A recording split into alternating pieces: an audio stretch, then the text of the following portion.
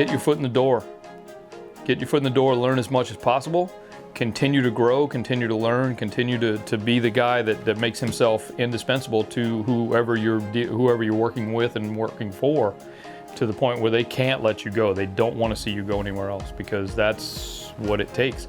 And it's the persistence. Look, this is a tough business. It's really difficult to get in, but man, you get in and you stay in. You have to stay in. It's work to stay in. You can't just like say that you created a song and then you sat back and enjoyed the fruits of your labor, and then eventually now you run out of the money and it's time to go back to work, and when you get back out there, people are going to be like, hey, who are you? What'd you do? Oh, I think I remember that song. But yeah, you have to stay on constantly staying on top.